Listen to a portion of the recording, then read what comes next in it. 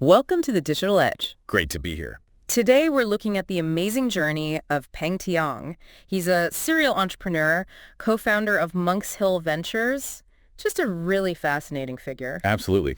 We're diving into how he went from, early interests and some real challenges to building multiple tech companies and then becoming a VC. Right, focusing on how those early bumps in the road really shaped him. So born and raised in Singapore, his father was an entrepreneur too. Yeah, and that likely planted a seed.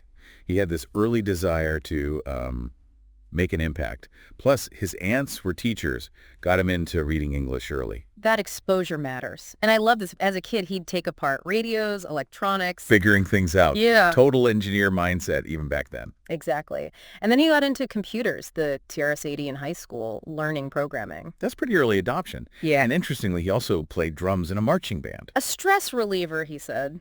Found rhythm there. He also mentioned hitting that flow state while programming. That deep focus. That tells you a lot about his passion for solving problems.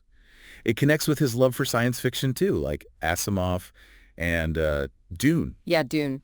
He talked about how it explored technology and human behavior. That sort of thinking probably fed into choosing engineering. Yeah, it makes sense. Electrical engineering at UT Austin. He wanted to build things. Yeah. Plus, Singapore was very tech-focused educationally. And get this, after the Army, he basically blitzed through his bachelor's degree. 2 years. Then straight to grad school at Illinois for computer science, focusing on AI. Serious drive there. He said money was tight initially, so it was all academics, not much social life at first. But grad school opened things up intellectually. He got deep into AI, consciousness, creativity. Yeah. Big questions. Discussing it all with other AI students. But then came a realization, didn't it? Yeah, he figured the kind of AI he was imagining was, well, a long way off. So he made a big call. Dropped the PhD program. Exactly. Pivoted to building companies now. Inspired by Gates and Jobs. Seeing tech as a way to make a difference. So his first real taste was at a startup called Jensen, Real-Time Expert Systems. Right. Early AI for manufacturing. He learned about building a company, customer service. Mm-hmm. Like delivering parts urgently himself, real hands-on lessons. Then he moved to Sybase, database software. And mission-critical stuff, high stakes. That experience must have been invaluable. Definitely. And that led him to wanting his own company. He went to this software entrepreneurs forum. Met Gary Kremen. And they started brainstorming. Yeah. Landed on computerized classifieds. But Kremen's analysis showed personals were the real moneymaker in classifieds back then. So, boom. Match.com was born as the first vertical. The first internet dating company, really. Talk about challenges, though. Early internet, mostly male users. How do you even market that? Huge hurdles. Peng focused on the tech side, Kremen on the business, fundraising. Peng called finding a co-founder a leap of faith, like marriage. Huh, yeah. He saw Match.com initially as just an efficient tool for tech-savvy people to date, less random. He was key to the tech and early growth, but he eventually moved on. Why was that? Frequent CEO changes, apparently, instability. So, on to the next idea. Interwoven. This time a bit more structured, right? Validating the idea first. Yeah, learned lessons, focused on software again, talked to potential customers, internet companies, found this massive pain point. Managing website content was getting really complicated. Totally. Companies were struggling. So Interwoven aimed to fix that. Streamline updates, stop sites from breaking. And the tech innovation was integrating with file systems, made it easier to use. Exactly. Version control, ease of use. Huge deal back then. He built this company applying lessons learned culture, hiring, picking VCs carefully. He was CEO initially, but he shared a story about a really tough moment. The disagreement with the engineering team about product direction. Yeah. Had to make a hard call, let some engineers go. That's leadership, isn't it? Yeah. Balancing the ideal with the practical commercial reality. He said he learned a lot about communication from that. And it worked out. Interwoven had a successful IPO in '99, became a leader in enterprise content software. Right.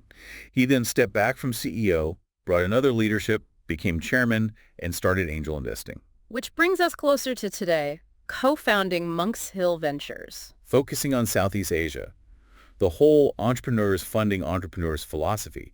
His own journey gives him massive credibility there. He sees entrepreneurship as leadership, solving a ridiculous state of the world, as he put it, using passion to fix problems. And applying all those tough lessons, especially people management, to how he advises founders now. Empathy, but also practical advice. Making clear decisions about roles, helping people improve. understanding that leadership burden. Yeah, sometimes you have to make unpopular choices for the company's good. Yeah. He believes in empowering founders to make the call. He actually dipped his toes into VC earlier, right? With GSR Ventures in China. Mm-hmm. Got some firsthand experience there. Realized VC is its own deep discipline. Learned a lot. And he's seen the Southeast Asian tech scene just explode since the early 2010s. More mature VCs, higher valuations. More founder-friendly, too.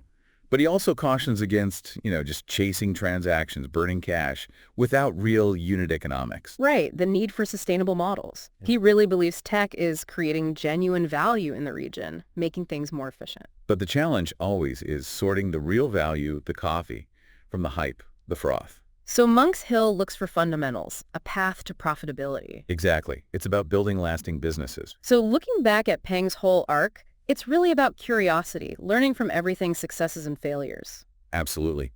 And that evolution from builder to investor to enabler, his story really hits home on solving real problems and the weight of leadership. It makes you think, doesn't it? His journey wasn't linear at all. Not at all.